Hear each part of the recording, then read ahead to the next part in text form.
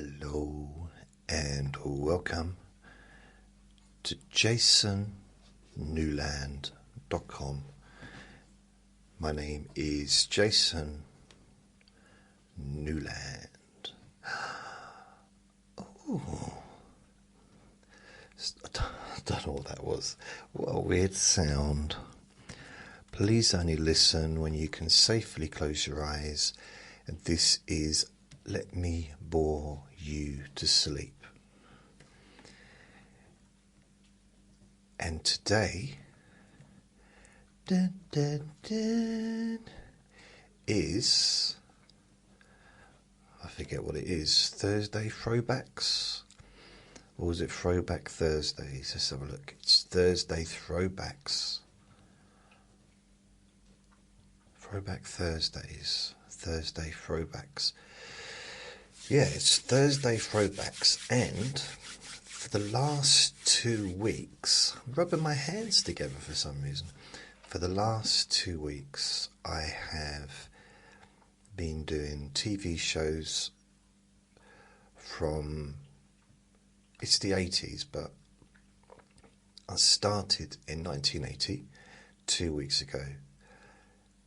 Last Thursday I did 1981, and today I'm going to do 1982. 1982. So what I need to do is go to ChatGPT and ask them to do exactly the same as what they did last week. What, am I not prepared? No, I'm not. Sorry. I'm not prepared. Oh, there we go. Thursday Throwbacks show. So let's have a look. 1982. That's all I'm going to put in. And see what it comes at. Oh, okay. So this week, Let Me Bore You to Sleep. Thursday Throwbacks moves forward to 1982. Continuing your nostalgic TV series timeline. Wow, okay. It's going to take a little while for it to all process. So let's have a look. Just want to say welcome to the current new members of my Facebook group, which is Jason Newland's Boring Group. Got a couple of new members. Saul and Mike. And Heidi. So, hello, and thank you, welcome. At the moment, there's 236 members of this private group. I think more people have access to it than the 236. And they're people that have been invited. And yeah, so which is fine. Anyone that's invited can view and everything without actually being members if they've been invited. How many more times can I say the word invited? I don't know. I've never tried. Invited, invited, invited, invited, invited, invited, invited, invited. Becomes slurrier after a while, doesn't it? Invited,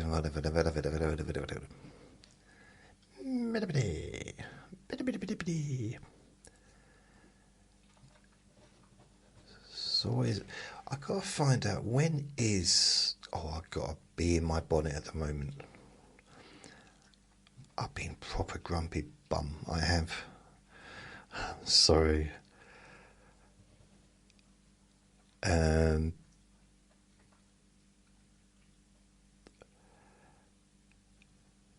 What's this? Anita Dobson says, I'm okay with or without Brian May as she confronts unseemingly meta.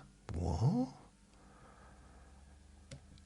That's a weird thing. This is the Mirror. Anita Dobson, like in the UK, or or in England, I don't know. Anita Dobson was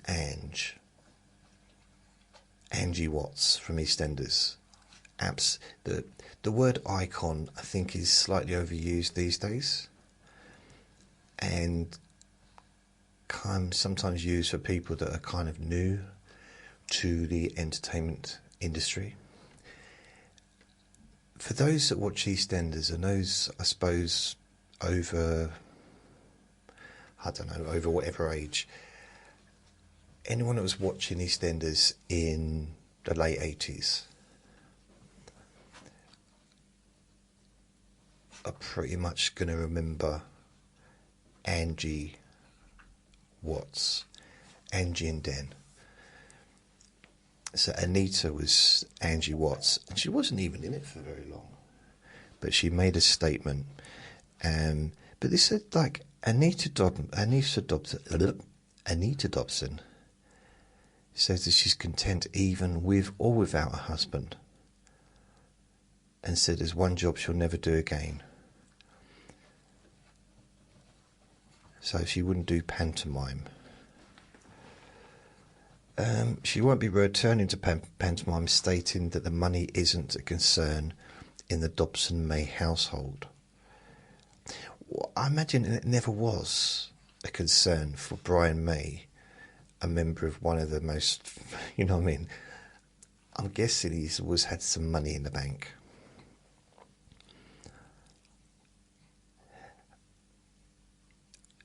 This seems to be one of those...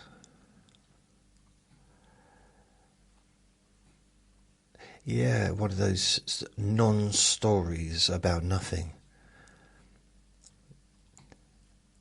It's really weird. It's kind of... Some of the newspaper stories are so ridiculously pointless. Well, so, yeah, I might be in my bonnet. Apart from being a bit grumpy, the night time, the darkness outside, taking Vinny out,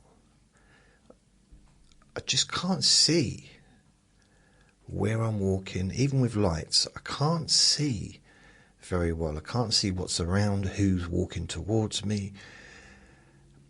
I can't do it. I can't go out there walking him when it's dark. So he's going to have to make do with going in the garden when it's dark, in the communal garden. I'm not going out walking him, because I can't protect him from other dogs that might be off the lead, and I just can't. It's winding me up, really. I'm turning into a grumpy, as I said, a bit of a grumpy bum. But that's not even the thing that's winding me up the most. It is, but there's another thing. Don't worry, this is not going to be an hour of me moaning. It's just a little quick vent.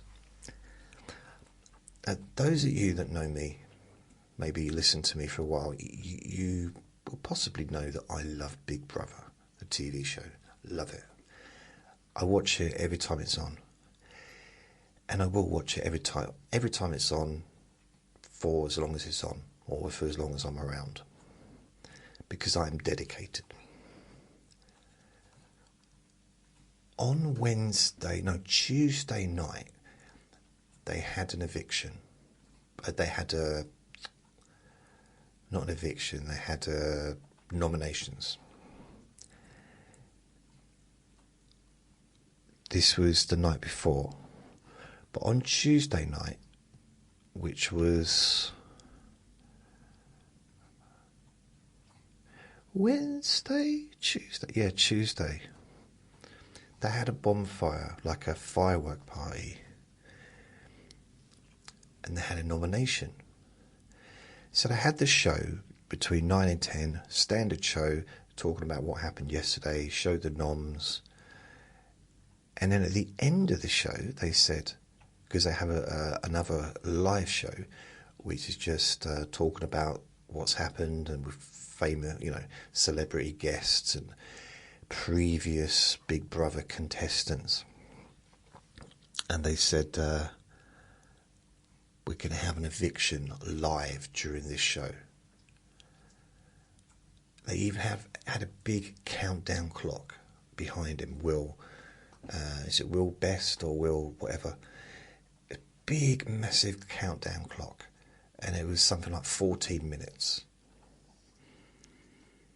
So I'm getting all excited, thinking, great, they're going to show it. No, the way they were that, but they didn't. They had the countdown. You heard the fireworks. The cameras didn't move from the studio. They said you're going to have to tune in tomorrow to find out who was evicted.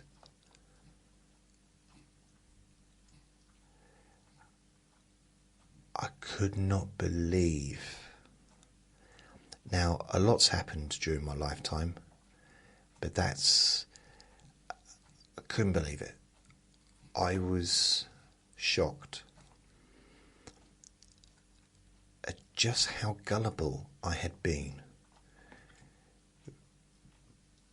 I'm not an expert in communication. I'm not an expert in anything. But I'm pretty sure that if that went to court and all that was shown, that it would be classed as misleading. That was misleading. It was 1000% misleading, and I'm pretty sure they did that on purpose. And I'm still struggling to come to terms with it. Which makes me look ridiculous. Really wound me up. It really did. Like, what? And then, last night, I had some of the strangest dreams. Strangest dreams. It was just weird. This is after Big Brother, so I watched Big Brother again, and I watched the eviction from the night before, and went to bed about 10:30 with the Vinster. He woke me up again early.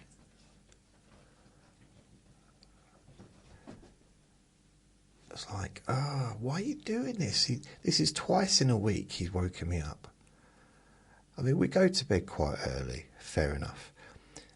But if I'd gone to bed at 6:30 in the evening and he woke me up at 3, that's fair enough, because we've had a full night's sleep.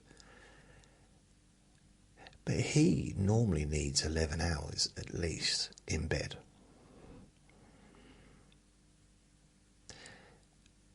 And I'm pretty sure he only woke me up because he wanted a TREEEEEET.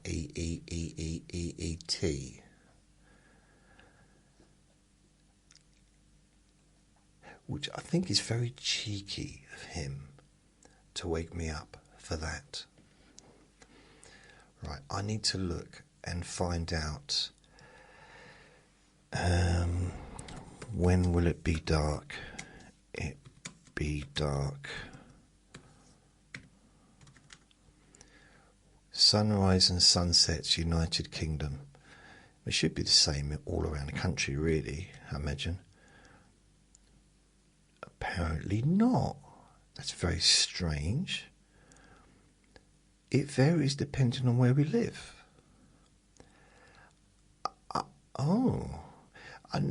Really? I didn't know that. I knew it depending where you live country-wise, but I didn't think it depended on where you live within the country. I suppose it makes sense because the sun's moving around the Earth, isn't it? So I suppose it reaches, or it moves around the Earth once or whatever during the day. So it rises. So let's have a look. So I'm looking at right. I'll go 26 miles away from where I am. So 6:59 a.m. it rises. But in some other places, like Kingston upon Hull, Leeds, it rises 7:16. 7:20 in Preston. Wow. 7:30 in Edinburgh. 7:31 in Aberdeen. So I didn't know that. Did I go to school? I'm sure I must have. I mean, I went to school for at least from the age of 7 to the age of 15. So that's what. I was very good at maths. So what, 7 to 15? Well, that's like 23 years or something. So you knew I was going to do that, didn't you? I wasn't good. I wasn't good at maths. I wasn't. No, I wasn't. How strange. In Londonderry, it's a different island, isn't it? But Londonderry, 7:43. That's a big difference, isn't it? It's like 44 minutes. So where Uncle Sausages used to live, where he was born, his sunrise would be 44 minutes after my sunrise. Sundown is, to be fair, it might be a little bit different because where I'm living is 26 miles away. So because I said the sun's moving around the earth, I'm in between that town and London, which is sunrise is 3 minutes past 7. So roughly about 7 o'clock in the morning. Sundown? Sunset is around 20 past 4, which means I need to be taking him out before that time. So I'm only going to be taking Vinny out between, for example, 7 in the morning and 4 o'clock in the afternoon. And after that or before that, he'll have to go into the garden, because I'm not taking him out in the dark anymore. I've done that. I'm not doing it. I'm not doing it. I think it's an eyesight thing, because I don't remember having that issue, a few years back. I used to walk around in the dark and wasn't really that bothered. But now I just can't. I need to get my eyes tested, but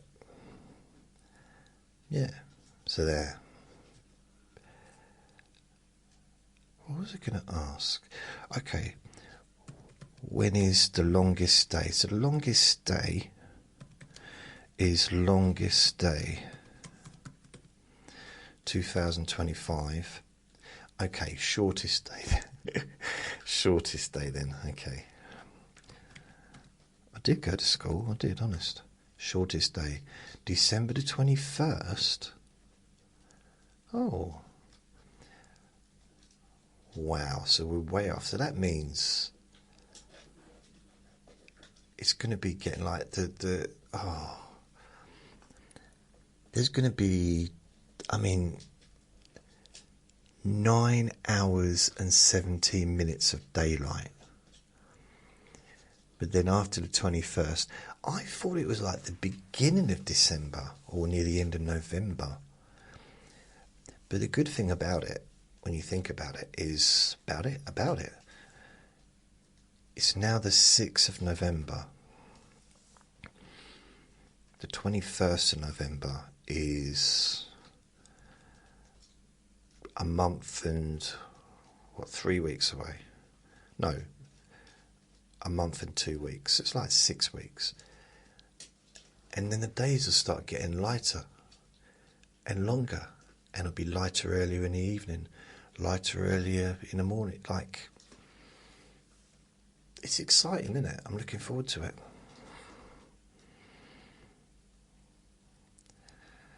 I'm trying to think of anything else that's happened. Vinny's under the table doing his usual thing. He's chewing on a thingamajig. He was moaning at me because I got no treat T-R-E-E-E. I nearly said the word. T-R-E-E-E-E-E. E-E-E-E-E-E-A-T-S.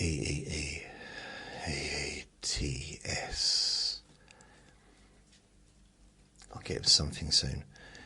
So,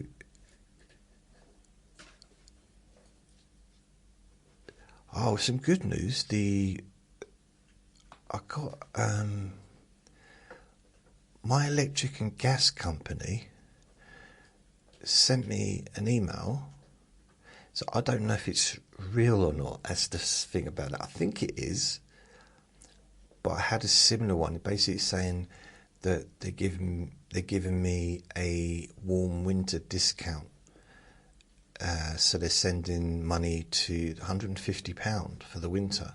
They're sending directly. The government are sending directly into the gas and electric company. So I don't see the money, but it's sent directly to them. And I didn't apply for it, but I know that probably about 2 months ago I had an email saying to me, it wasn't from my company, but just saying, it was like a governmental one. It was either an email or a text saying, if you want to apply for your winter discount or winter fuel discount, click here. And it was a scam. And I looked at it, I realised it was a different email or different website address. Or, like a dodgy email address. It's like, oh man. So I'm not even 100% sure that it's correct, because I don't get any written stuff. They don't send me any letters. Everything's by email. I'm sure they'd start sending me letters if I didn't pay the bills, but it's all direct debit. So I can't really check it unless I call them up. And don't really want to be on the phone for hours waiting just to check that. But it did have my account number on the email, and I looked back at some of the others emails that I've received that said it was from them. Not necessarily the same email address, or text. And some of them, they all had the same account number. Some of them had my actual home address on, and some didn't. So I'm just not clicking on anything.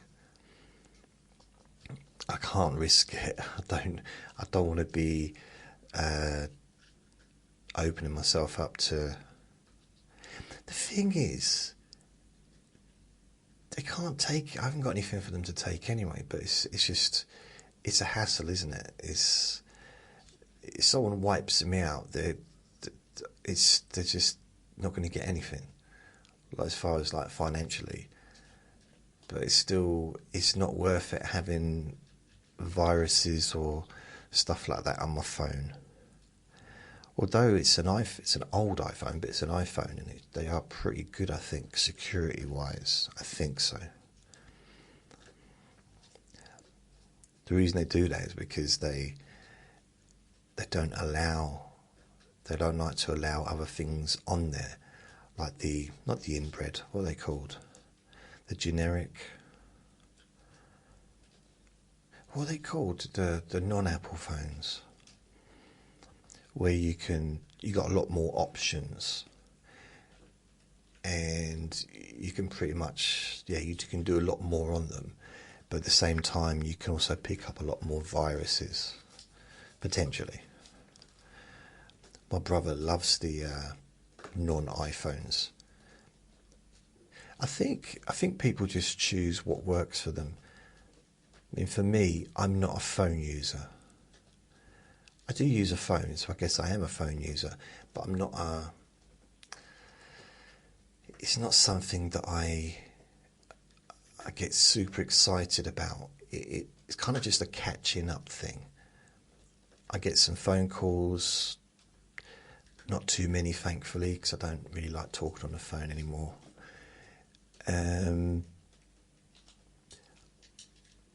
The odd text, not many. Just, I don't get a lot. It's just really checking emails, checking my stats, checking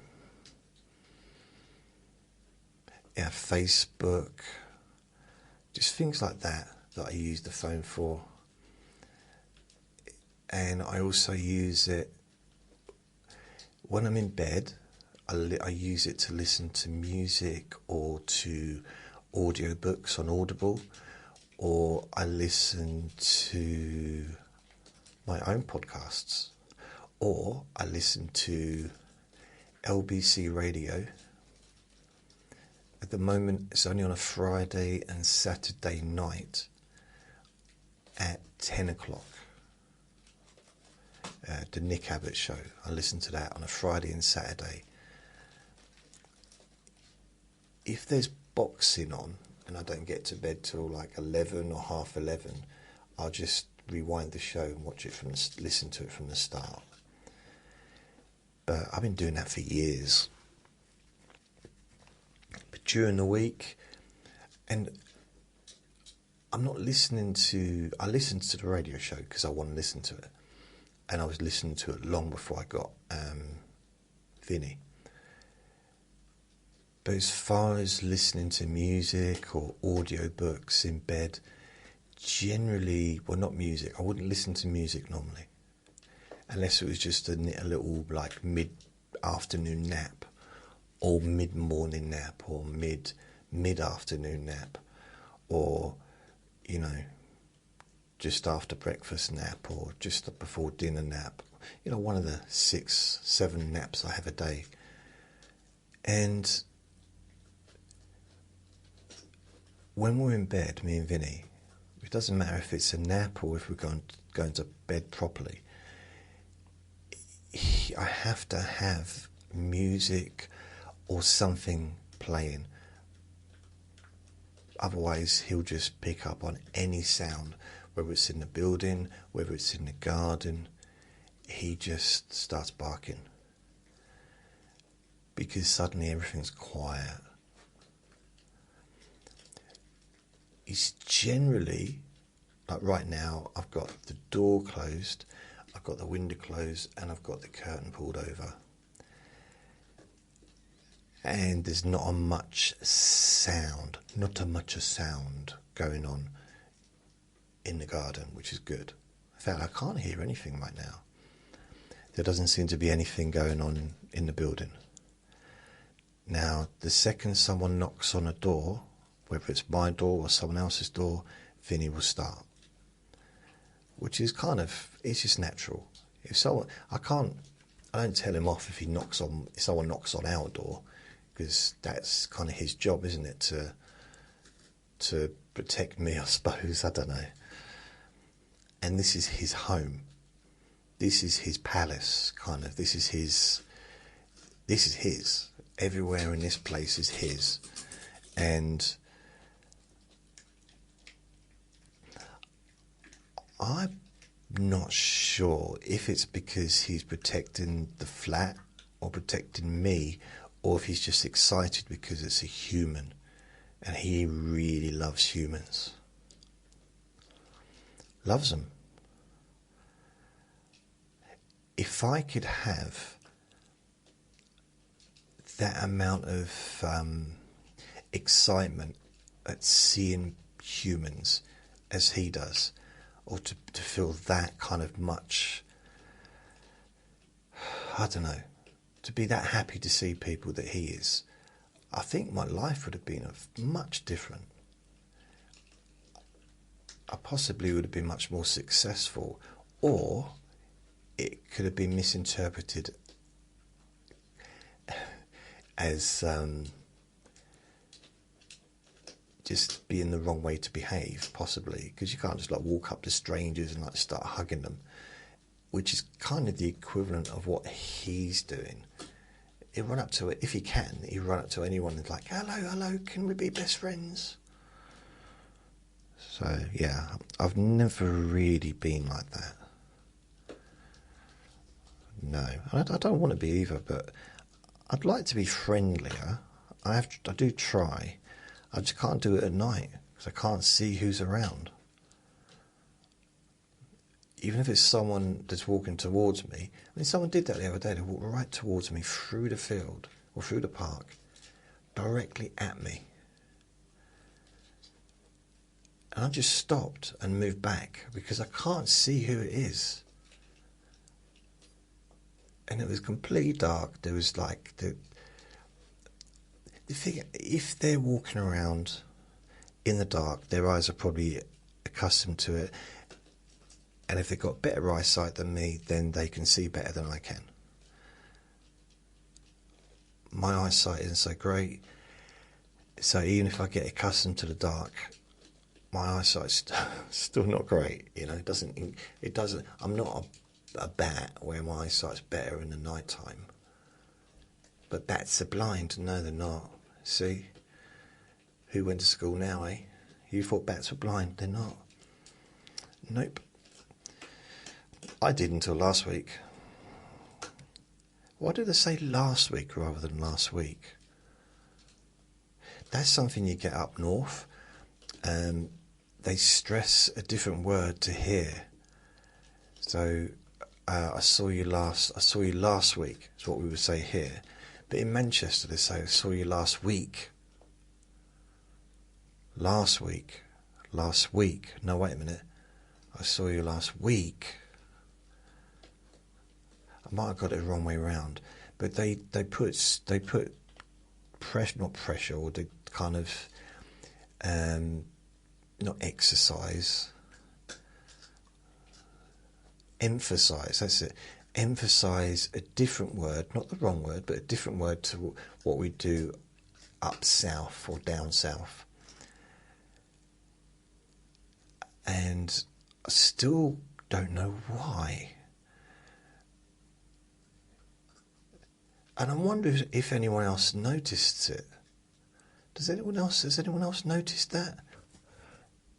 Because I don't think you're not going to. I mean, I imagine if you're living in Manchester, you hear a southerner, you're going to notice them emphasising different words in the same sentence that you say. Surely, I would think that'd be noticeable. I do wonder. I've got to be careful how I do this one without sounding like I'm being posh. But if we were going to have teachers teaching kids how to speak, shouldn't every teacher that teaches a kid not have a regional accent, like no regional accent? Just teach a child how to speak, how to pronounce the correct words, like bath, not bath. Grass, not grass. The problem is, if you say the word can't, can and can't, can't, right? You can tell a difference between them.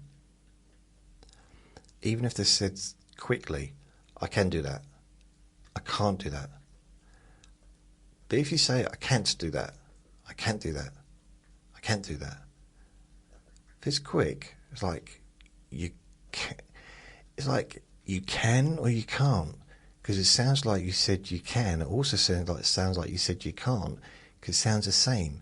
I didn't quite get the T. I can't do that. I can do that.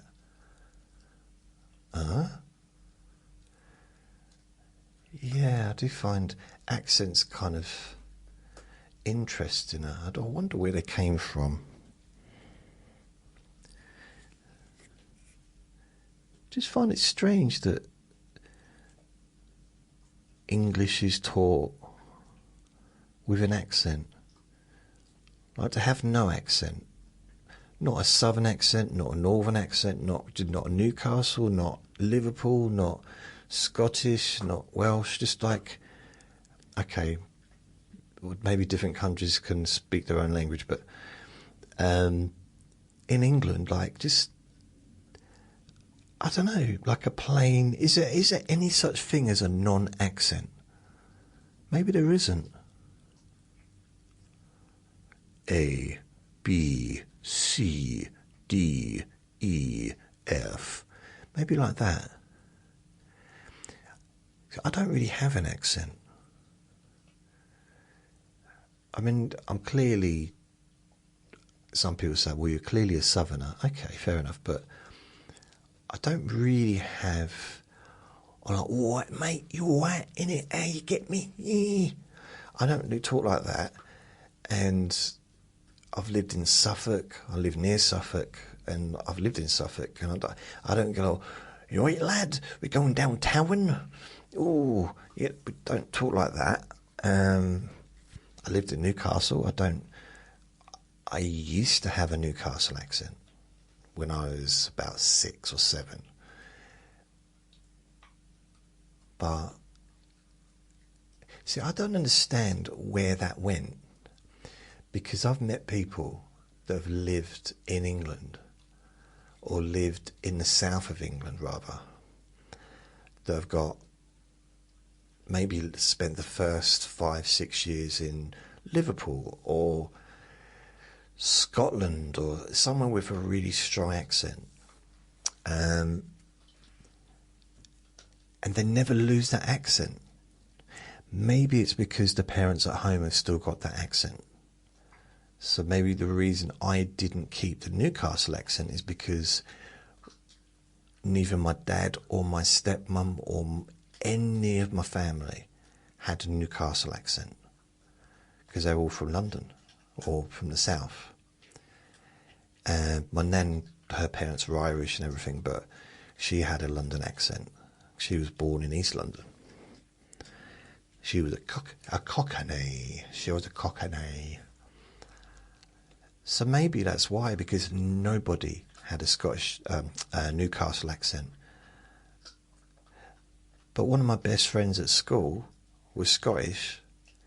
He moved to England from Scotland to probably when he was about, I don't know, 10. I suppose that's quite a long time to have a Scottish accent. Maybe it was earlier than that. And he kept that accent, never left him. It probably did. If he went back to Scotland, they probably did know, like, that he didn't have the, you know, like, what's happened to you? You're English now. And he'd probably like, what? But then when I met his parents, his mum was from Glasgow, I think, and his dad was from Edinburgh. 2 very different accents. In fact, with his dad, I didn't even realise he was Scottish, because it was such a very soft accent compared to him and his mum. As far as Scottish goes, it's kind of just like, oh. They were so good, though. I loved his mum and his dad. They were both brilliant. His mum was so funny. Proper funny. She had more personality than pretty most people I ever met, honestly. So, and he was a cheeky little monkey as well. Not our dad, him. Not his dad, him, my friend. Yeah, he used to smile a lot.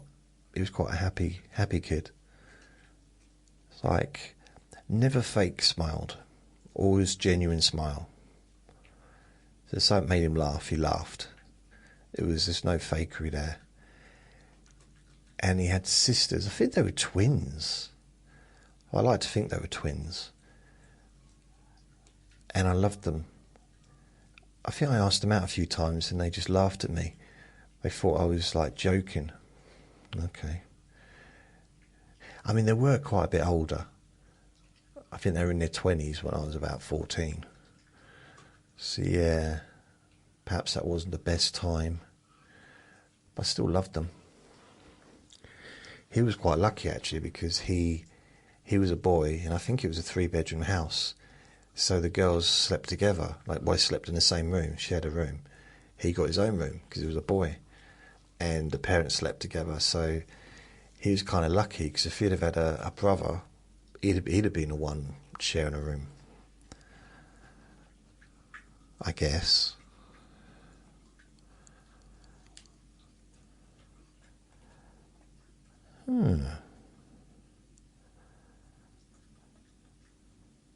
Do they have accents in other countries? That's a genuine... Okay, I know they do in America. You know, you got New York accent, and you got the Texan accent. So you got New York, like, hey, I'm from New York. And you got the Texan accent, hey, I'm from Texas. But in places like Norway or Finland or Germany or I don't know, like, let's say European countries. What about Australia? Does Australia have different accents, like Auckland and Queensland? Do they have different, and other places? Do they have different accents?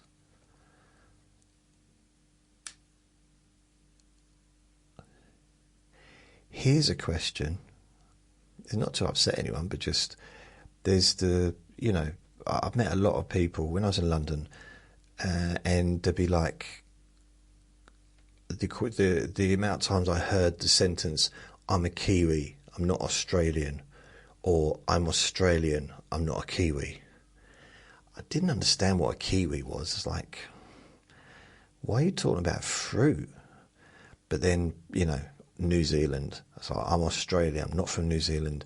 And it seemed to be, I never said it as an offence, just because I'd never met anyone from Australia or from New Zealand or from Canada or from America or from any country before I moved to London. The only people I ever met was someone from Scotland. I think the only Indian people I ever met was those that worked in Indian restaurants. And the only Chinese people I met was those that worked in the Chinese takeaway. I mean, in my memory, I did, when I was really young, I did meet people from different places, but, you know, in my kind of growing up years between 7 and 19, really, I didn't really meet anyone. I'd never met an Australian or someone from New Zealand. And I suppose the question I had back then was, okay, so you're getting upset that I'm confusing you, you know, assuming that you're from one of the other places, but you're not. And then I've had some other conversations, said, well, we're miles away, we're nowhere near each other. Well, how come the accent's so similar?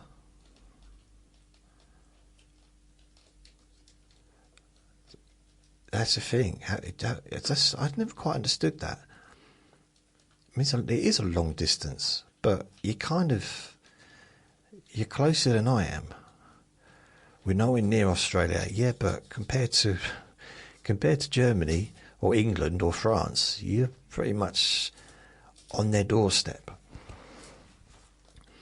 I'd like to visit. I wonder how long it would take to travel from Australia to New Zealand. How long? Okay, what is the miles? How many miles? Many miles from Australia to New Zealand. Really? Okay, if I put in Australia to New Zealand, 2,437 miles.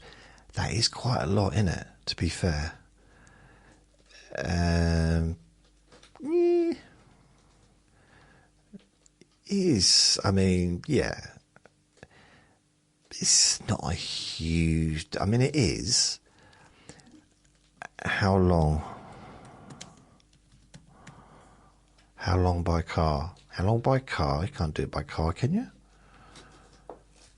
The distance from Australia to New Zealand varies depending upon the starting point, but generally it's about 2,160 kilometres, 1,340 miles from Sydney to Auckland. Oh, is Auckland not in? Whoops. Travel by car, the estimated driving time, 4 to 5 hours. See, that doesn't make sense. The only reason I'm saying that, okay, right? How can you do it by car? How? I mean, first of all, let's say 4 hours. It's 1,340 miles. So if you're travelling at 4 miles in 4 hours, so that's what's that, 3, 6, 9, 12. So you're travelling over 300 miles an hour. Okay, probably not. Flight duration 3 to 4 hours. Okay, so yeah, that's about this.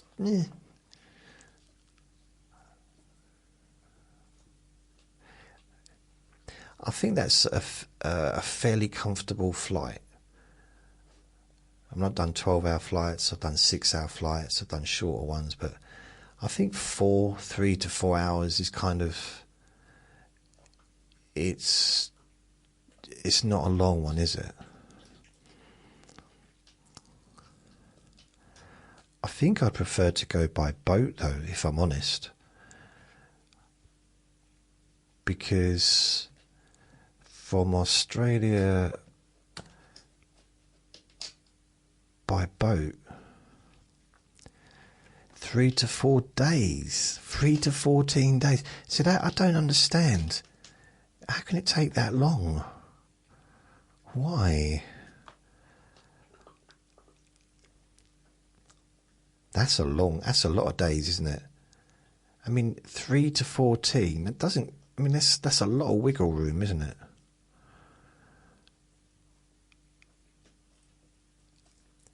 The distance approximately, while it's possible to drive, how can you drive from Australia to New Zealand? How is that even possible? There's a big sea in between. How can you drive it? Or is that a case you drive, you get on the ferry, you go over, and you get off the ferry and you drive? Is that what they mean? Because how else? No, you can't drive. No. I don't think it's possible.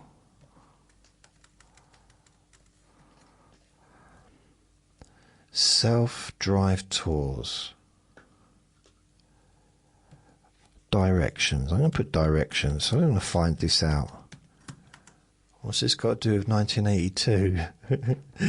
I just remembered I was supposed to be talking about that. New Zealand self-drive. Route planner. Directions, traffic. Oh no. From Australia, how to get to Australia to New Zealand, the 3 best ways. New Zealand is a very popular destination for those living in Australia, and also it is popular. It's also frequently visited by travellers who come to Australia as they are so close in proximity to one another. Oh, so they are close to each other. See, there's a lot of conflicting messages here.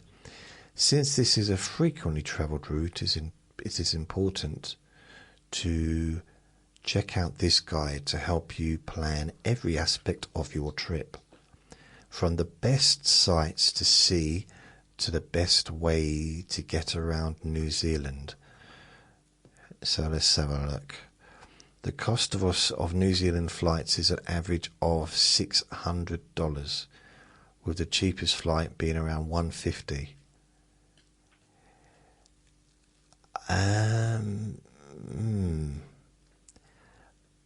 I don't know. I mean, if it's generally 600 and you can get one for 150. But now it's here, it's saying a flight takes 6 hours and 10 minutes. That is a long flight. I mean, okay, fair enough. So, when to travel to New Zealand? Has it got visas? New Zealand travel visas from Australia. Okay.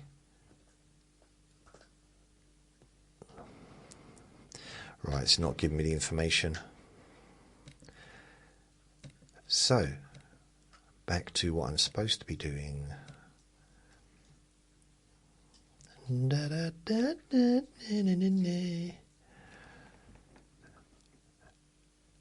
Apparently, according to ChatGPT, 1982 was a massive turning point in UK TV history. Oh, Channel 4 launched on the 2nd of November 1982, introducing alternative content like Countdown, Brookside, The Tube, and the comic strip Presents. So yeah, that was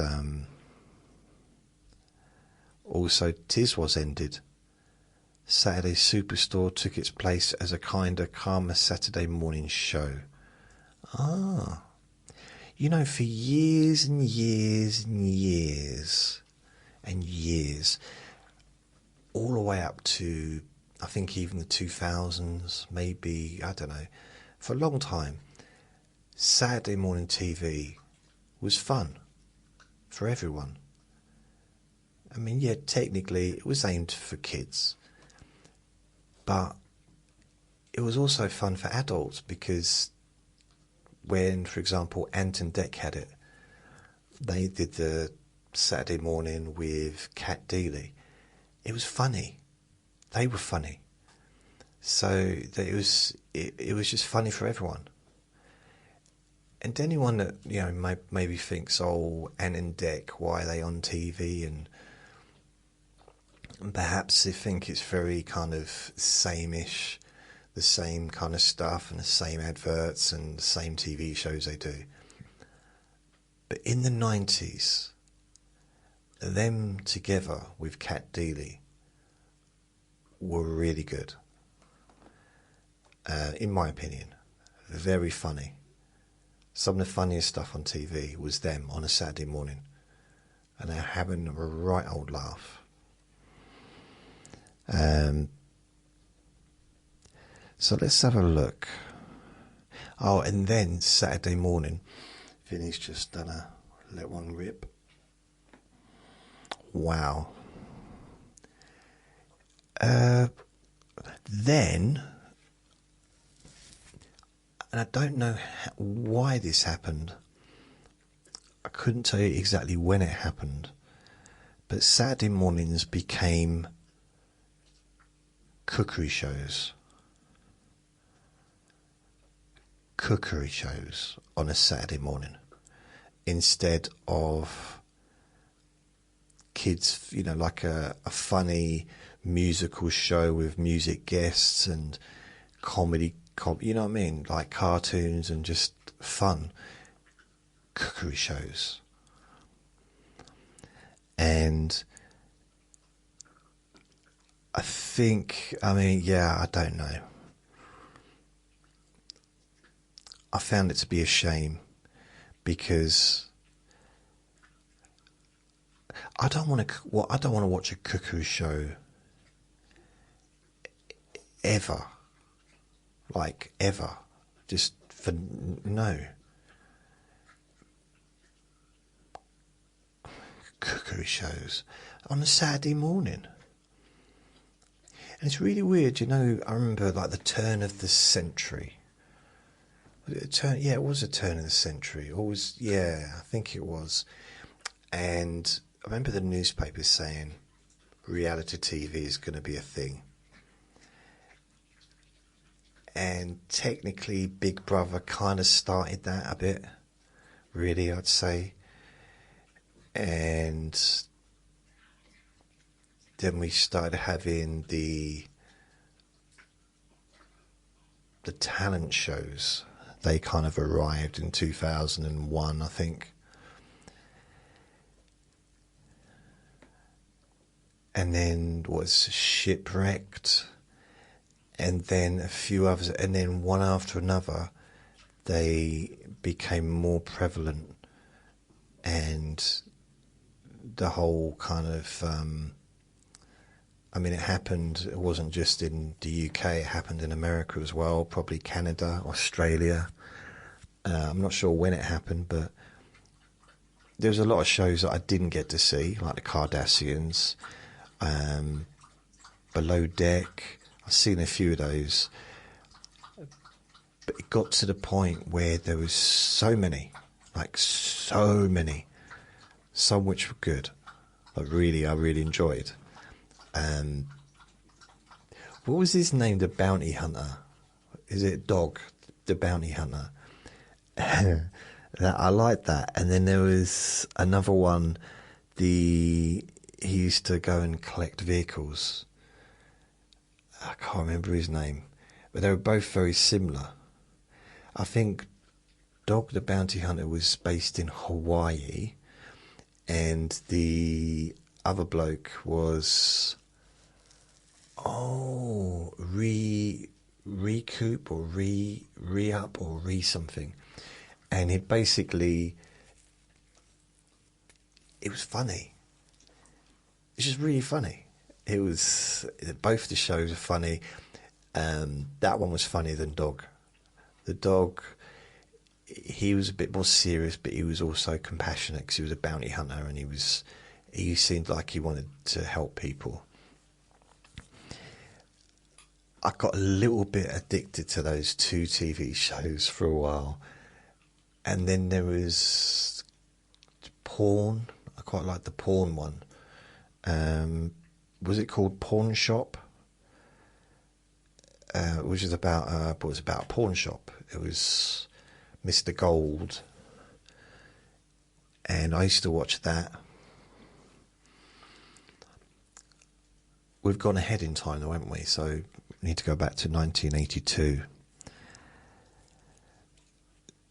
So let's have a look at some of these shows. I suppose these are major debuts, so ones that hadn't been seen before.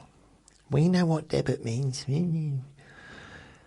Hello, Hello, which was on BBC One, and piloted. Started on the 30th of December 82, and it was basically a wartime sitcom parody. So that was the pilot, but the full series was 1984, according to this. I used to watch it, but at the same time I didn't. It was at a period when I would watch absolutely anything, like anything, and I do mean anything. There's nothing I wouldn't watch on TV. 1982, so I'd watch it if it was on. Didn't really like wartime stuff. Not really my thing. But I did watch it. The Young Ones. Now, this was, for those that don't know what it is, you could maybe check it on YouTube. It was a TV show. I've talked about this before. It was 4 students living in a house, completely chaotic from beginning to end. And like you had Mike, who was like the sensible one. He was about 3 foot tall. You had Rick Mouse. You had oh blimey, Adrian. Oh, Adrian. Is it Adrian? No, Viv. Was it Viv? Who was like a punk. Vivian. Vivian, Adrian, no, Rick. So Rick, Vivian, Mike, and oh blimey, he was a hippie. What was his name? Anyway, he actually had a song called "There's a Hole in My Bucket," and he'd like say, "Hey, heavy man," stuff like that. It was very popular, but it was on BBC Two, and I'm sure it was on about 9 o'clock. So I managed to get to watch it anyway. Or maybe it was on at 8:30. Maybe it was on at 8. Oh, what was his name? Neil was the hippie. Yeah. Auf Wiedersehen, Pet. Oh, they'd also have, on the young ones, they'd have a musical guest every week as well. The only one I really remember were two, Bad Manners and Madness. Auf Wiedersehen, Pet. I watched this solely because my oldest brother watched it. He really liked it. Now, there was a few Geordies altogether. Not all of them were Geordies, but they were working in Germany. I guess it was kind of rebuilding the place and stuff. It was in the. I don't know if it was set in the 60s or 50s. I'm not 100% sure. But it was. I think it was in the earlier. It was set where it was set, like in the 80s, and there was a period when a lot of English builders would go over to Germany and work. I'm not quite sure why, but that was a thing back then. And it was good. There was that camaraderie, rivalry, and it was funny, it was gritty, it was like a mixture of all kinds of things. And they all the actors kind of went on to do well. I mean, one unfortunately passed away, but the rest, well, two. But the one's still going strong. Blimey, he's still doing stuff. All these years later, he doesn't even look any different. And later on, they kind of brought it back where they were in Australia. And Pat, who was he was a famous wrestler, but he was like in the show, huge man. He did the show, and he was actually ill in real life. And he was ill in the show as well, and it was just quite emotional to watch it, actually, because it's one of those TV shows that became, I don't know what the right word is, but very, very popular for those that loved it. Like, we'll always remember it. Like one of those kinds of shows, and very different from anything else, really, I would say. Open All Hours, that was a new run, returning for Series 3. So that's something we talked about last week. Heidi High, although we mentioned it, it reached its peak in popularity in 1982. I remember it being on I'm sure it was on a Sunday night, maybe it was a Saturday night. I remember watching it, and it was just fun. It was fun. It was really just light-hearted fun. Play your cards right. So that's just, these aren't major debits, these are continuations, I think. Play your cards right, higher, higher, lower, lower. That's Bruce Forsyth. They still show old episodes. Well, they have to be old episodes, but they still show episodes of that from the past. Has to be from the past. And for such a simple game, it was good. But Brucey, again, if you don't know who Bruce Forsyth is, he was a legend. A legend. Like, been around for 300 years, I think. Brookside. So, I watched Brookside when it came out. And then I revisited it later on. So it was on Channel 4. It was their very first soap. At the time, we had Coronation Street on ITV. We had Emmerdale Farm on ITV. I think we still had Crossroads. Again, might be an ITV, I can't remember. And that, I do believe, is all of the English soaps. I might have missed something out. EastEnders was not on yet. So, yeah, I think that was it. Brookside, I've probably mentioned it, but it was based in Liverpool. Very gritty, but really good. It was unlike anything I'd really seen before. And as I said, I watched it, and then it wasn't really till about 1987 that I got back into it.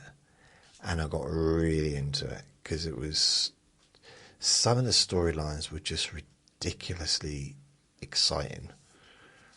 Maybe it's sad, but I found them like, wow. And, yeah. It hasn't been on for a long time. But it was really good.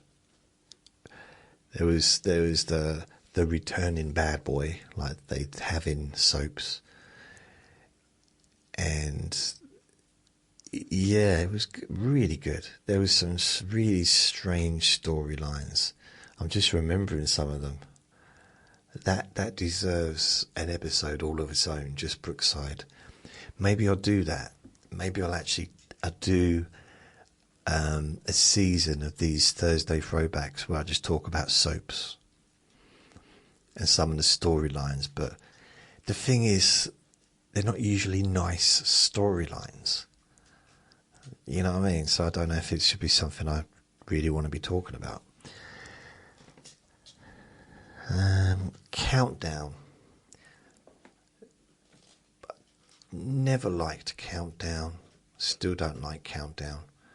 Started 2nd of November 1982 on Channel 4. First ever show on Channel 4. Wow. And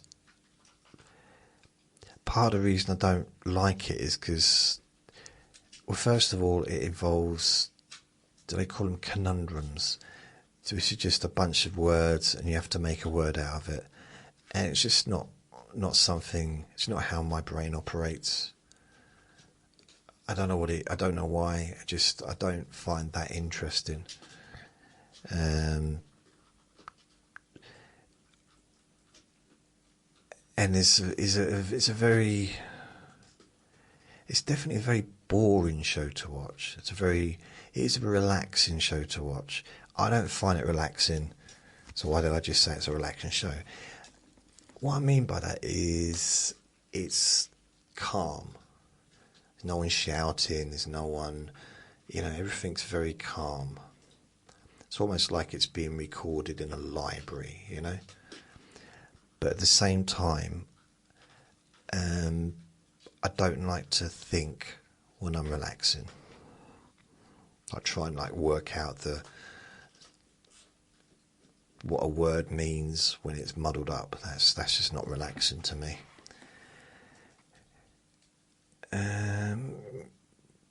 And that used to be on 5 days a week around 4:30, maybe 5:30. It used to be on when I got home from work. 1991, 1992, 1993, or into halfway through 1994. I'd get home from work and that was on. And it just, didn't... I can't stand it. I really don't like it. I can't watch it. So yeah, it's just not my thing. The Tube youth music show debuted November 1982. Time Tees, so that's Newcastle. The Tube. I used to watch that. Yeah, I used to watch that. It was like a music show, I think. Then you got Treasure Hunt. Oh dear. So Treasure Hunt was basically, it was a cameraman and it starred Annika Rice's bum. And anyone that might think, well, that's a bit rude to say. It's true. And Annika Rice is a beautiful woman, but the camera was focused on her bum pretty much the whole time. And she was running around trying to get clues to find the treasure. And she'd be in and out of a helicopter. And the camera, honestly, it would just... I mean, nowadays, they wouldn't even have a camera person. They would just probably have the camera attached, like, to her. But that, and she became famous nationally because of that TV show. And I wanted to see more of her face because I said I think she's like Icelandic or something, I think. Was she Icelandic? I loved her. That's all I'm saying. Annika Rice, let's have a look. Annika Rice. It's weird, strange. She's I didn't realise she's so much older than me. She's 67. I mean, I was fantasising about her when I was 12. She was, mind you, back then she was only what? When I was 12, she was 23. So it's not like she was old, is it? But where was she born? Wales. I thought so. Thought she looked foreign. Oh dear. How silly of me. Fame. I want to live forever. I want to learn how to fly high. Right, so Fame. American show. It UK first aired 1982. Again, it might have been on a lot earlier than that in America. I loved Fame. I did. Everything about it. Just loved it. The music, the singing, the dancing, the storylines, which were quite serious at times. Everything about it. Loved it. Brilliant. I watched every episode and I was completely satisfied. 4 ticks from me. I still like the song. The main song for that. You got Police Squad. See, show imported 1982. I didn't see Police Squad till about 1989. And it was the funniest TV show I'd ever seen in my life. So funny. And can't get it. Can't find it. It's not available online to watch, to stream. No, nothing. It's just not there. And I know that, the Naked Gun was, based on the files from Police Squad or whatever. But the actual TV show, can't find it. I can get clips on YouTube, but I want to watch the whole thing. And they used to show it in 1989 on TV, probably BBC Two, according to this, and so funny. It's really funny. I mean, it was similar, I guess, to, well, it was going to be similar to Airplane because it was from the same creators and the same writers. And that was the show, that was the movie that I've pretty much found to be the funniest movie as well. Well, Airplane and The Life of Brian, those two, watched them both on the same day in about 1982, 83. Oh, my goodness. So funny. So, Knight Rider, premiered 1982, instant cult hit, and rightly so. It was brilliant. Love Knight Rider. I mean, what's there not to love? It was perfection. No, that's a wrong show. Hero book. It's got a northern accent now. Lad. Knight Rider. So yeah, brilliant show. Great. I mean, yeah, it was just, yeah, it had everything. I mean, it had a car. Didn't have everything, but it was... I'm sure it used to be on midweek, though. It was never like a Saturday night show, but it was very popular. With me, anyway. Cheers. Oh, if there's those who don't know about Knight Rider, it was basically an impenetrable car. Indestructible. And Michael Knight was private detective, was he? I think. So yeah, he's so good. It was brilliant. Then you got Cheers, imported for America, began late 82, Channel 4.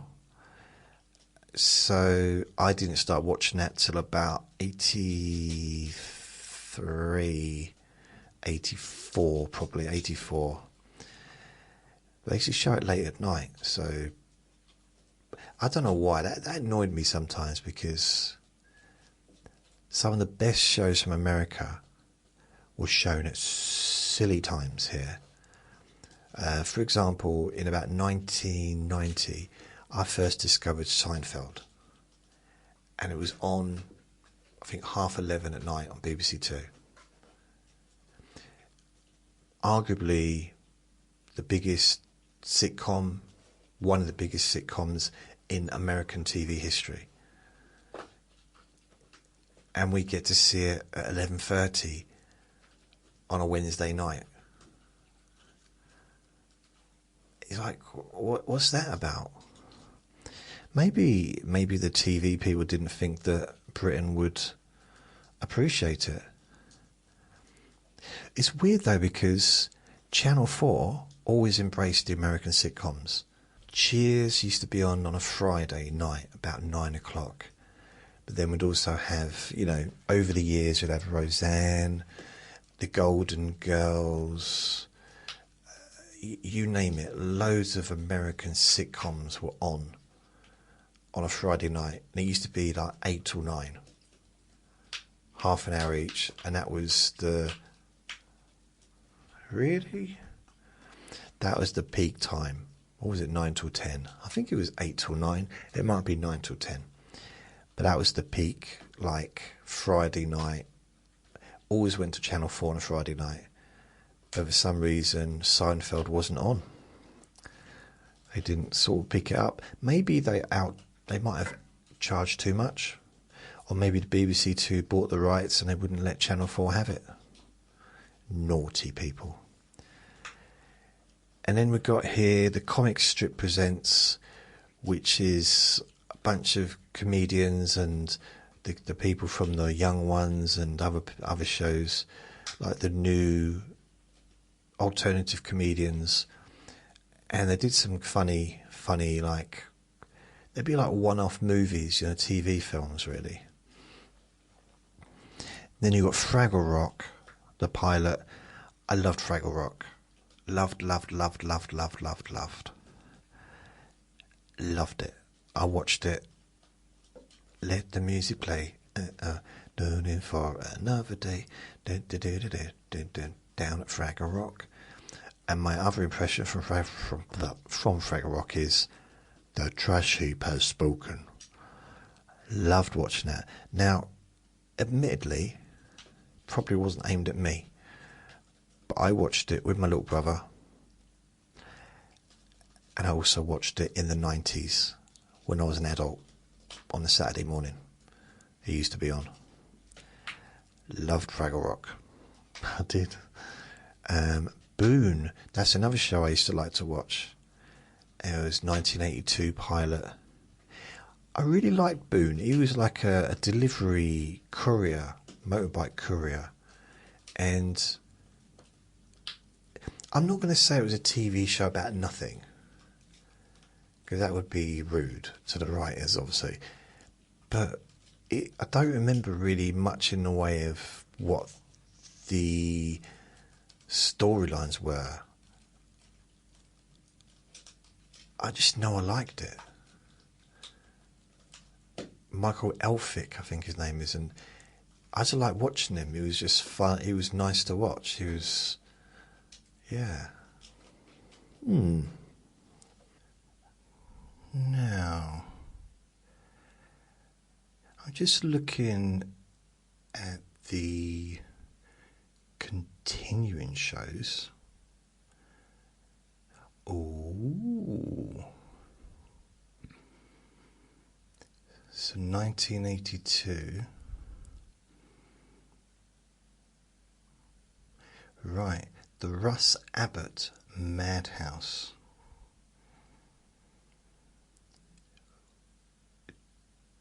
Debuted May 1982 on ITV. Now, basically, Russ Abbott used to be, he kind of was the assistant or the sidekick, or I don't know what the correct word would be, but he would be on the Freddie Starr show on Saturday nights. And in 1982, he's got his own TV show, which I do believe was on a Saturday night. And it was funny. And I loved him. We had quite a few comedy shows on at this time. So, like weekend comedy shows, you've got the Two Ronnies, Heidi High, the Kenny Everett television show, Yes Minister, although I didn't really used to watch that, Only Fools and Horses, Minder, the Benny Hill Show, Russ Abbott's Madhouse, Cannon and Ball. I got a vague memory that Terry and June would be on midweek, and so was Butterflies, and a vague memory that Yes Minister would be on midweek as well, and also Minder would be on like a Thursday night. The Russ Abbott Madhouse, Cannon and Ball, and the Two Ronnies would be in on a Saturday night, or at least at the weekend. Russ Abbott definitely on a Saturday night. I would say Cannon and Ball also Saturday night. Yeah, Two Ronnies Saturday night as well. Although I've got a vague memory of the Two Ronnies being on a Sunday night. Heidi High, I remember that being on a Sunday night, but again, I might be wrong. So there's quite a lot of comedies there, plus obviously the American sitcoms or the American comedy shows as well. I mean, some of these shows, if you look at things like Fame, midweek, maybe a Friday, but I think it was like Thursday or something. Knight Rider, It's weird. I got a vague memory that Knight Rider was on during the week, but at the same time, I think it was actually on a Saturday evening, but early, like 5 o'clock, like peak time. I think between 5 and 7 was pretty much peak time on TV on a Saturday. Fraggle Rock would be on a Saturday morning. Yeah. I think Hello Hello used to be on a Sunday evening. And then we got the dramas and the soaps. So you got Coronation Street, Crossroads, Emmerdale Farm, Juliet Bravo, Bergerac, Tenko, All Creatures Great and Small, Play for Today. I think that was just a different play every week. I used to watch that actually. That was very well acted. Crown Court, Crib. I don't remember what Crib was. The Gentle Touch. Our Falls. I don't know. I just remember The Gentle Touch. The Bill, One by One, Triangle, Boys from the Black Stuff. Out of all of those dramas or soaps, well, out of the soaps, the ones that I remember most would be Coronation Street and Crossroads. I never really bothered. Well, yeah, I mean, Coronation Street at the top. I probably didn't watch Crossroads at this time in '82, and unlikely I would have watched it in Emmerdale either. Juliet Bravo was a police show. I remember the name, I don't remember the show. Bergerac, I'm pretty certain used to be on a Sunday, and that was based in like an island called Bergerac. It was nice. And in Tenko, ironically, Bergerac, the actor, couldn't get citizenship there, which is weird because he's made it more famous than anyone else. Is it Sicily or something? The island. And you got Tenko. Never watched that. All Creatures Great and Small. It didn't really appeal to me, but I didn't know it's funny. See, the books are funny, and I didn't know that. Had I known that, I probably would have watched the TV shows. Play for Today, yeah, I can't remember. So, The Gentle Touch, this a lady who was a detective, and I just remember one particular scene. I can't tell you what it was, but it was rude. Or just it was a suspect that was saying something rude, and that's the only thing I remember. It was very dramatic. It wasn't much humour in that one. The Bill. Still today, even though it's been off air for a long time, one of my favourite TV shows. Loved The Bill.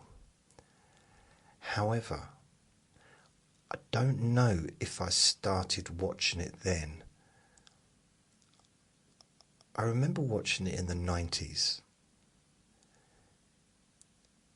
and even the 2000s, maybe late 80s, but I don't remember watching it in 82. One by One, veterinary drama. So yeah, I don't remember that one. I might have watched it, but just don't remember it. Triangle, infamously bad soap.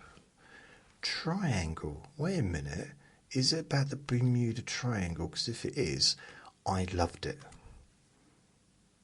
I probably really loved it, but it didn't.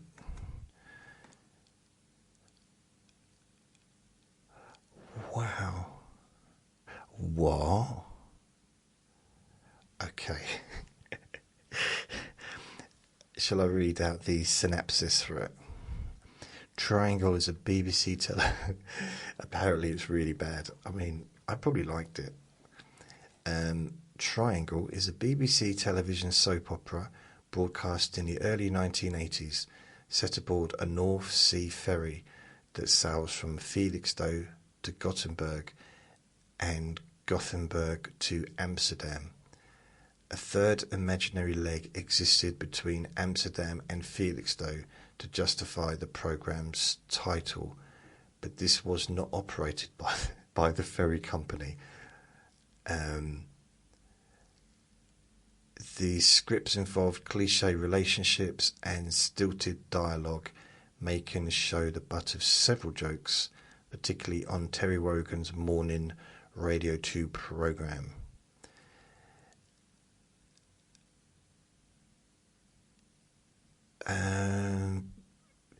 Yeah, I thought it was good because I'm pretty sure there was a TV show, like a drama, based around the Bermuda Triangle, which I loved.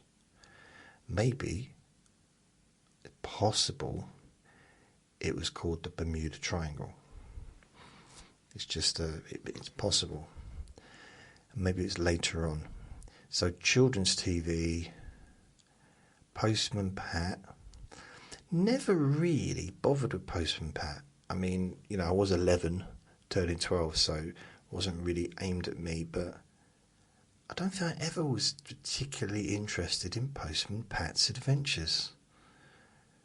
Grange Hill. This is when Grange Hill was at its peak. Peak Grange Hill. 80, 82, 83, 81, 82, 83 time. Peak. There was, it was a famous TV show. For those, I should explain. It's based in a school called Grange Hill. I didn't realise till I moved to London that there was actually a place called Grange Hill. It's not just made up. And a lot of the actors in that show went on to do a lot more other stuff. Appeared in like EastEnders or Coronation Street or The Bill or just loads of things. So it was kind of, I suppose, state from because they were all kids, so it was good. Was it McCluskey? Mrs. McCluskey was the head teacher. And then I had the French teacher who was really horrible, which is weird because we had a similar kind of French teacher at my school. So you had Blue Peter. I watched Blue Peter, but again, I was a little bit too old for it at this point. I wasn't really bothered by it. Wasn't really too interested. It was more kind of when I was 9, 10 probably. Why Don't You? Wow. Now, Why Don't You was a TV show on BBC One, but they only showed it during summer holidays or maybe during the holiday time when the kids were off on holiday. And I used to watch it with my little brother. And it was a song. The song that started it, why don't you, I'm not going to sing with it, why don't you, why don't you, why don't you do something different instead of watching television, whatever. So it was quite weird that it was a TV show telling kids to go outside and do something else rather than watch television, and yet it was a television show. But it was good. It was like run by kids. It was presented by kids, and they were just doing kids stuff like crafts and arts and stuff like that. And I watched that all the way out to probably 86 with my little brother. I used to like watching the kids' programmes with him on a Saturday morning. And probably 83, 84, or maybe 84. There was a certain period when I was looking after him during the holidays, because both parents were working. So I was literally, that was my job for 5 days a week, which was a bit, well, it was what it was, but I ended up watching a lot of kids' programs. What am I doing? Me. Saturday Superstore. Okay, so that replaced Swap Shop. Rainbow. Was Saturday, if I can say the word, Superstore Mike Reed? Isn't it weird? If that's true, my memory sometimes is quite good, isn't it? I wonder if it was Mike Reed. I'm going to Google that and find out. Oh my goodness. Who's it presented by? Presented by Mike Reed and Sarah Green, Keith Chegwin, John Craven. Keith Chegwin. If ever there was a legend, Cheggers was a legend. He's no longer with us, but he was absolute legend. Hard to explain. You know, you get these people that just, they shine. He shone. He was, he was on TV. I mean, he was born 1957, 67, 77. So he was like nearly 20 when I was seeing him on telly early hours of the morning. I wonder when he started doing television though, because he did TV. His last thing he ever did was 2011, and he, 6 years later he was gone. So it was really funny. Oh, I know he did stuff when he was little. He did. So why are they doing this? Why have they not got the stuff he did in 1977?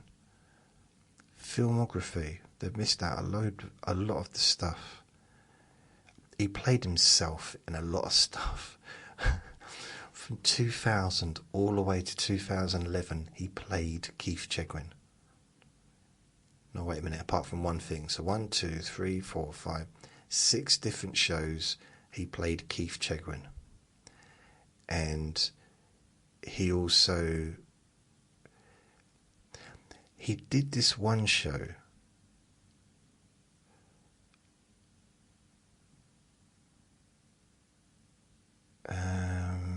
Let's have a look.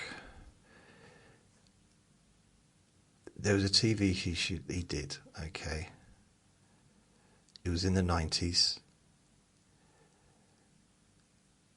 Maybe it was not in the 90s, maybe it was okay. Right, are you ready for this?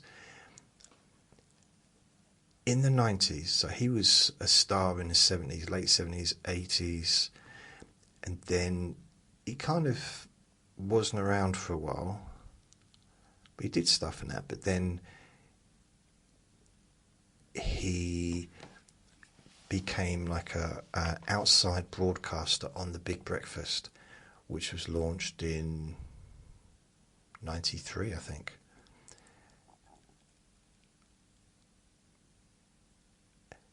And he was brilliant. He used to run around knocking on people's doors at 7:30 in the morning and giving them prizes and, asking questions and stuff. Oh, he wasn't the first to do it, was he? No, it was Mark Lamar was the first to do it, I think. I think it was Mark Lamar, outside Down Your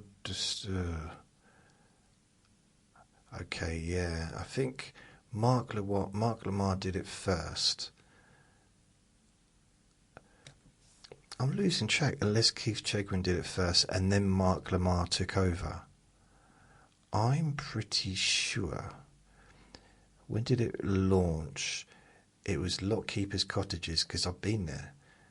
I went there to watch the filming of a different TV show.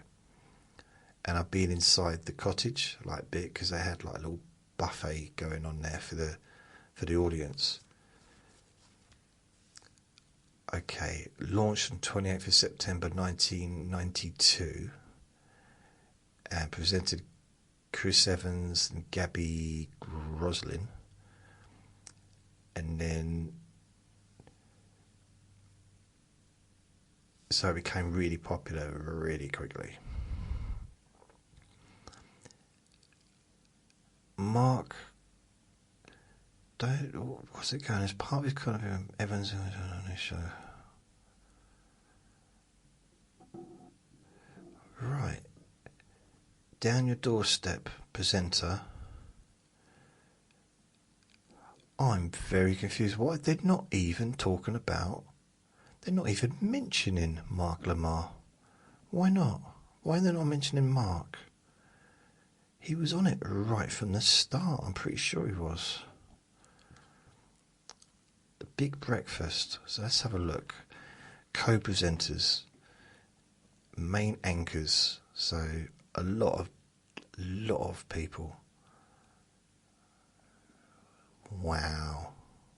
Kelly Brook, Chris Evans, Gabby, Paul Ross, Mark Little, Keith Chegwin.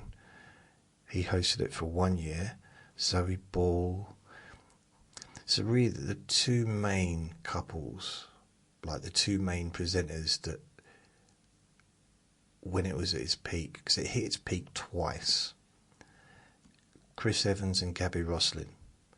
So they were together between 92 and 94 when Chris Evans left and did Don't Forget Your Toothbrush and TFI Friday and stuff like that. And then Gabby Roslin stayed and had a few people. She left in 96. Johnny Vegas took over in 97 with Denise Van Outen in 97, together till 2001. And they became really popular again, like really popular. Because he was, well, together, it was just the chemistry. And Dennis Van Outen started out as the eye in the sky weather reporter, or was it a news reporter? And she'd be in a helicopter talking about either it was the weather or the news, and she'd be cheeky. And it was, how weird is that they've not mentioned Mark Lamar at all? It seems very strange that they wouldn't. Paul Tonkinson was hosting it between 2001 and 2002. I used to know Paul Tonkinson. Yeah, he was a comedian. I used to know him. Richard Bacon was there 1999 to 2002. They've missed out quite a few people because, what's his name? There was a really famous comedian that was on there for a while, and I think he got sacked for being naughty. The co-presenters, Sarah Cox. Always liked Sarah Cox. Yeah, like right from like the early 90s. Just liked her. She's funny, really funny. Oh, okay, here we go. Innovations.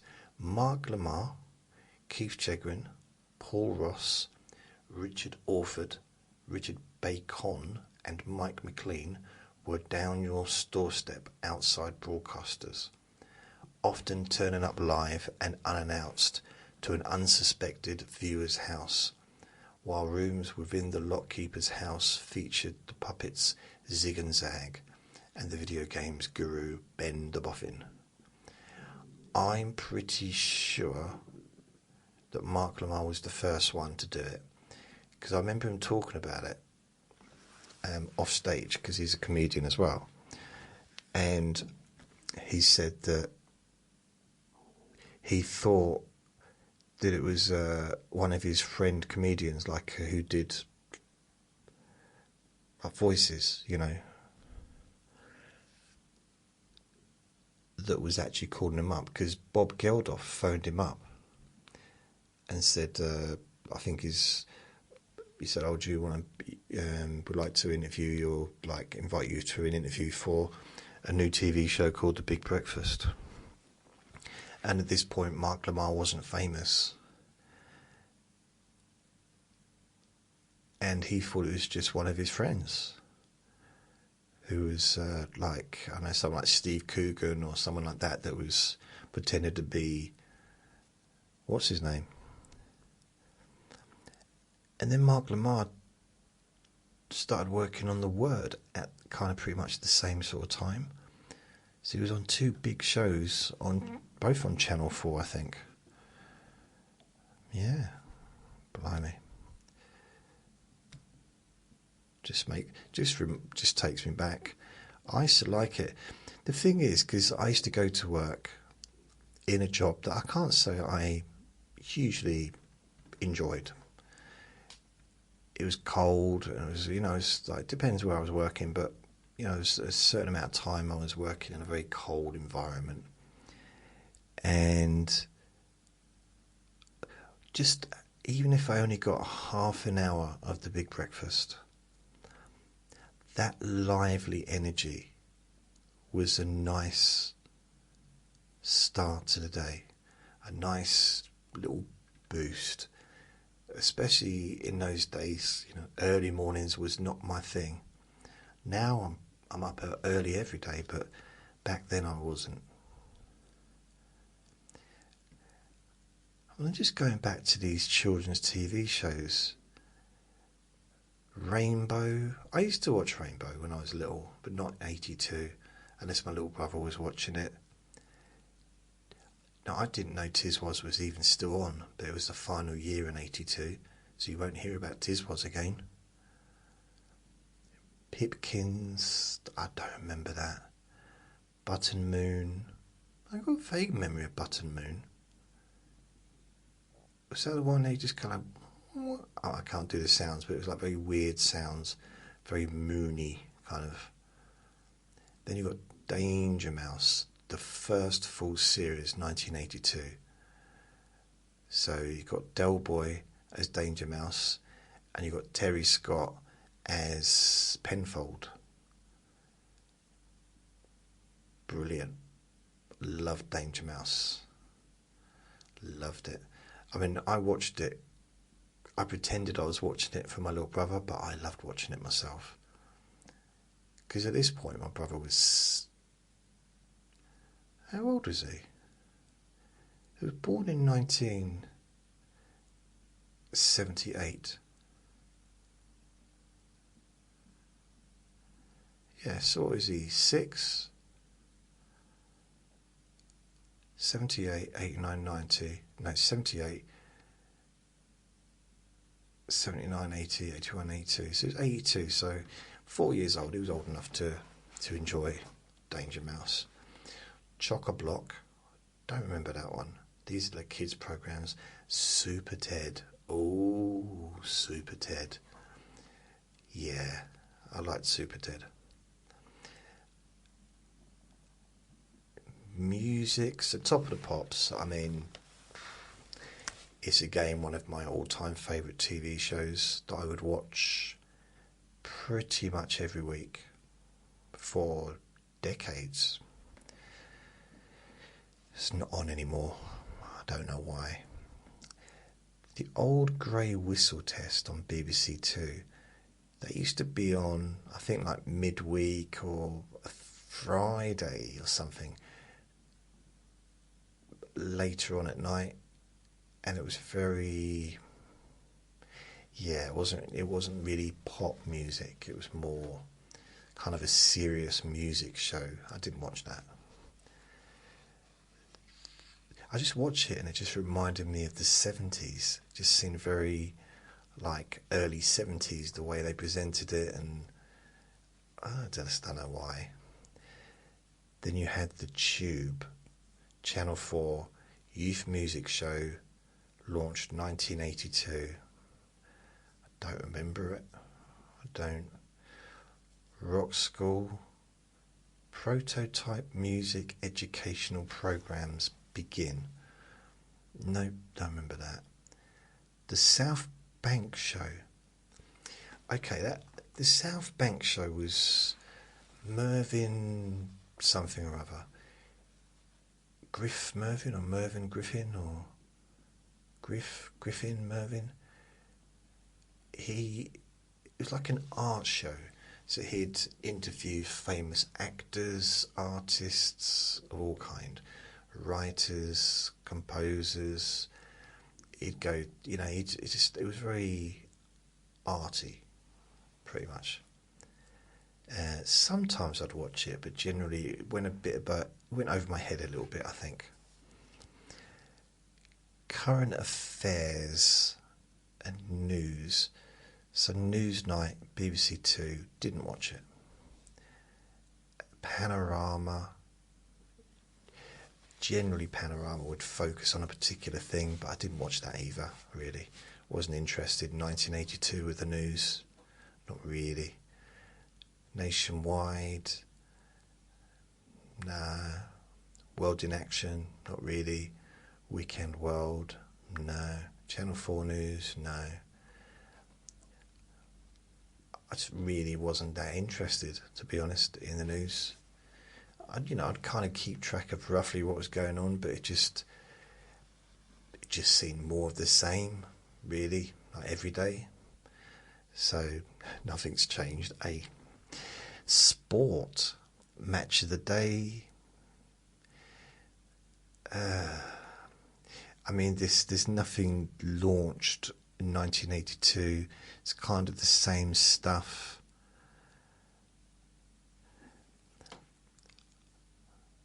So I thought Pot Black. I really thought Pot Black was the thing with Steve Davis, but I think I must be wrong. It wasn't, was it? It was a snooker tournament. So not Steve Davis. What's his name? The comedian. Not Ben Davis. Not Steve Davis. Oh, it's Pot Black. Davis. I'm sure it's David. Right, so snooker show. So snooker, Virgo. I remember the co-host, snooker, Jim Davidson. See, that's before I got it up. Oh, Big Break. Why was I thinking it was Pot Black? So Big Break was a BBC game show based around snooker, aired from 91 to 2002, attracting nearly 14 million viewers at its peak, with former snooker player John Virgo. It was just funny. Really, I think it's the best thing he ever did on TV. It was funny. Him and John Virgo were like a natural double act. You could see there's no rehearsing, it was just ad-libbing, just funny. Great show, really funny. And I wasn't interested in snooker, really. It's weird to be able to watch a TV show about a sport and not be interested in the sport. and still enjoy the TV programme. But I did with that. The rest of the sports are just Wimbledon and all that stuff that's there every year. Imported shows, see, this is the same stuff as before, really, like Dallas, peak popularity, Who Shot JR. So that's, I don't think it'll ever, I know Dallas is not anymore, but it never reached that peak. I think maybe when Bobby Ewing, he had his moment, didn't he, in The Sun, with the whole him going and then reappearing in the shower and stuff. I don't want to spoil it for anyone, but I'm guessing that was one of the most watched episodes as well. Dynasty started showing in 1982. I thought we talked about it last week. So debuts UK air in 1982. Hill Street Blues premieres 82, critically acclaimed. That was BBC One. I thought that was on. See, this is not true. I now know. Right, Dynasty was not on BBC One. It was on ITV. So they got this wrong. Hill Street Blues, I'm pretty certain, was on Channel 4 or BBC 2. Magnum, I think, was on ITV. Knight Rider was definitely on ITV. So Hill Street, I really liked Hill Street Blues. In fact, if it's available to stream, I quite like to watch every episode through, because it was really, really good. Knight Rider premiered 82. So yeah, we talked about it earlier. Great show. Chips, that was still going. Fame, I Want to Live Forever. MASH. So you got Different Strokes are still running. The A-Team, the pilot, was in 1982. UK aired late year regional slots. And A-Team was on a Saturday night. Different Strokes was also on a Saturday night, I'm pretty sure. But Different Strokes was probably on about 5-ish. What are you talking about, Jason? And the A-Team, I Pity the Fool. So yeah, it was, I'm sure they did a sketch together, or the A-Team had Arnold from Different Strokes in it, and he had a little Mohican and he was all dressed up like Mr. T, or Mr. T was dressed up like Arnold, one of them. It was funny anyway. The Muppet Show final reruns, so yeah, they used to like show that on a Saturday night. I'm kind of wondering why they stopped making them, because they were very popular here. The Smurfs, I don't remember that being on. So that's kind of, that seems to be everything from 1982. It's not going to be everything. There's still going to be a lot of stuff that... Oh, okay, right, so let's have a look. It's UK TV shows.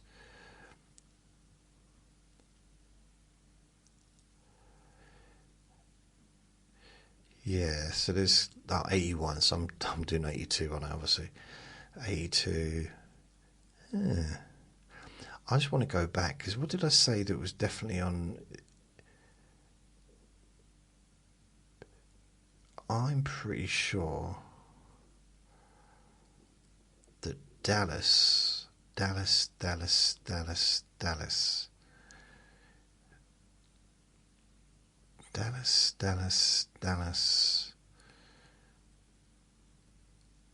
Yeah, ITV. See, last week I said Dynasty was ITV. Dallas was BBC One. How strange that it would say that. I remember, because as far as my recollection is, Dallas and Dynasty were kind of pitted against each other, but at the same time they didn't put them on at the same time, like at the same time slot, but they would be on the same night. So it'd be a case of watching Dallas and then turning over for Dynasty, or the other way around. Yeah. I remember much more about Dallas than I do Dynasty. I know that Joan Collins was in Dynasty, so there's that, and I know that both TV shows were just full of stupidly rich people, like really, really rich people, which is something that I think it appealed to the UK audience because it's almost voyeuristic, I suppose, to just see people living that kind of lifestyle where they're living in big mansions and, you know, the watch around their wrist is worth more than all their belongings, you know, that they own. The kind of, you know, the average person.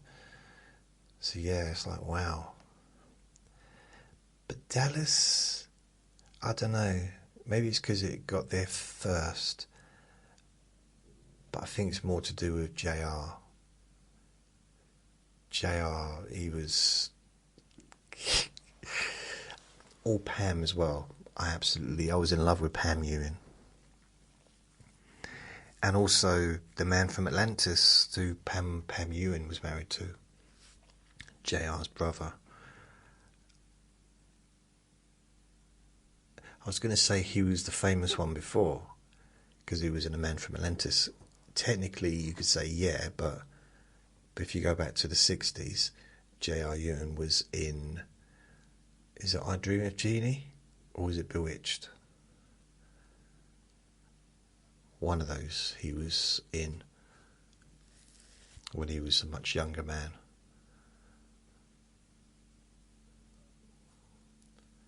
I Dream of Jeannie or Bewitched?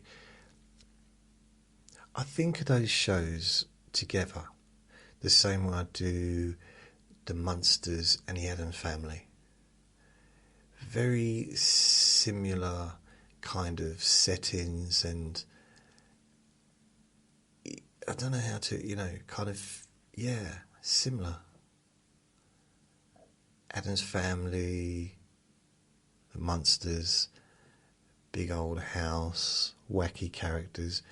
But then you got I Dream of Jeannie, Bewitched, both like magical, with a husband who doesn't want anyone else to know about her. We've got to hide this from everyone else. And Bewitched, her mum kept appearing. I Dream of Jeannie, I'm not sure if she had a sibling that kept coming, but like a mother or anything, but yeah. I don't know, I just think they're quite similar shows. I liked them all. I really did. And they used to be on, because they were from the 60s, they would be on in the early 80s, like BBC Two, around 6 o'clock. So, or maybe 5. So you'd have something like I Dream of Jeannie, Bewitched, and then Star Trek, the original series, at 6.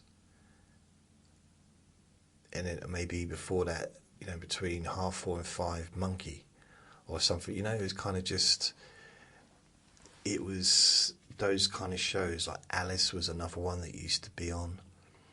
I think they used to be on BBC Two.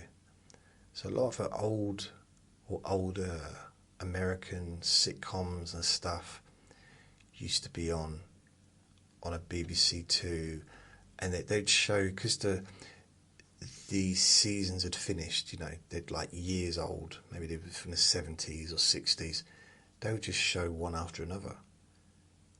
Like every day they'd show another episode. And because Alice, wasn't it, based in a diner, and Al, was it Al or Alf was the bald bloke in charge, who was the chef. Was it Alf's diner or Al's diner? Let me go. And wasn't Alice like a single mum? Alice TV show, 1976. So let's have a look who was in that. Levine, was it Levine? I don't know. So Linda Levin. Oh. So the TV show was called Alice. Let's have a look who's the characters. So Linda Levine was Alice, okay. Isn't it weird that I thought Levine? Vic Tayback, Mel, not Alf, Mel. He reprises his role from the film. Wow. So who's the lady that was always in it and she was quite Flo? Cheers, Vin. Flo, Polly Holiday. She was very loud, if I remember rightly. So it's based on a movie. I don't remember seeing the movie. Anyone else? Alright, so Alice Spivak Hyatt Levine had a young son, Tommy.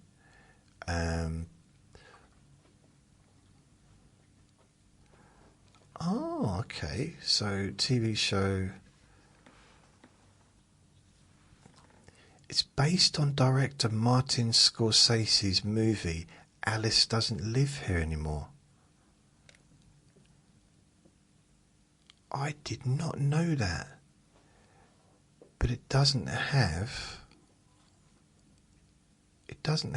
any of the people that was in it. So more, it had Ellen Burstyn, Chris Christopherson, Alfred Lutter. So Mel.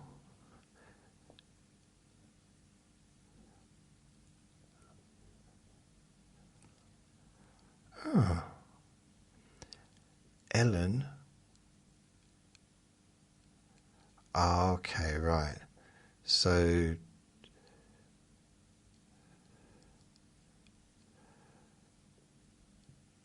Oh, wow, I didn't know all this.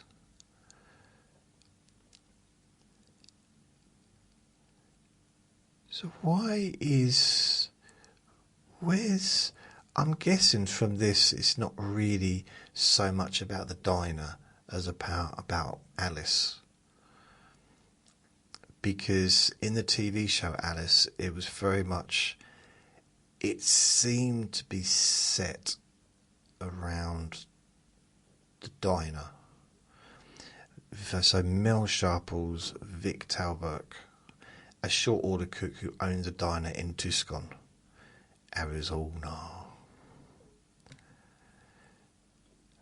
What was the name of the diner?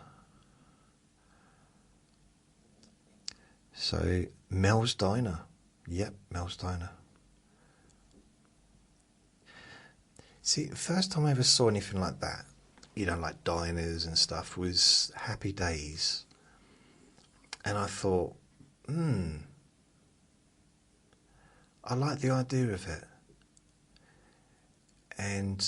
But a bit of space, a bit of, it's not really a thing in this country. We have, like, places where you can stop. If you're on the motorway, there's loads of stops with shops and restaurants and stuff like that.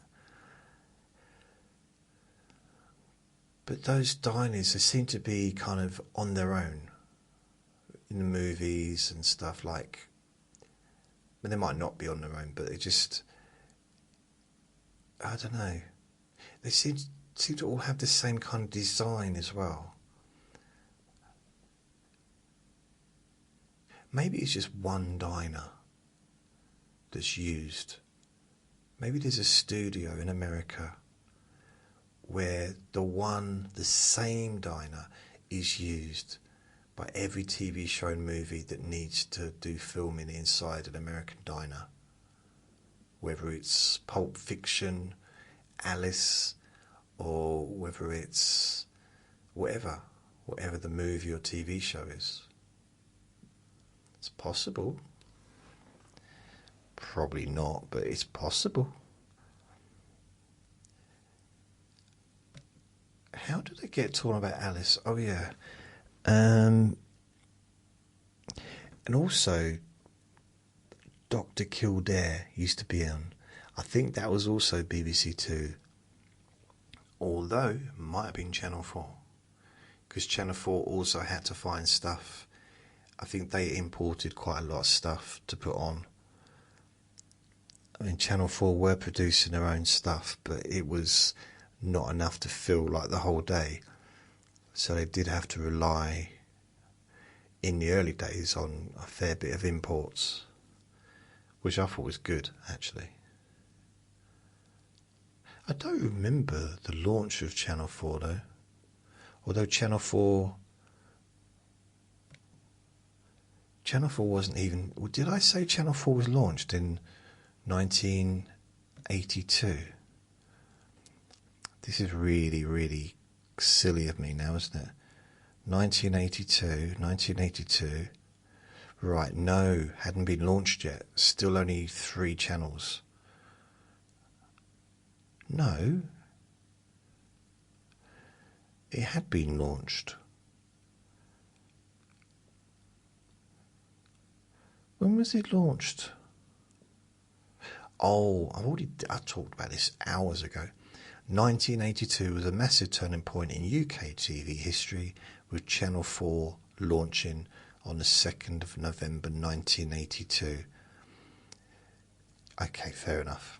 But I just forgot. And then the 5th channel was launched in 1997, which is Channel 5. So I do believe that is the end of this recording. So thank you for listening. Remember to be kind to yourself, because you do deserve to be happy. And be gentle with yourself. You deserve to feel safe. And just to remind you that tomorrow is Q&A Friday. Lots of love. Bye.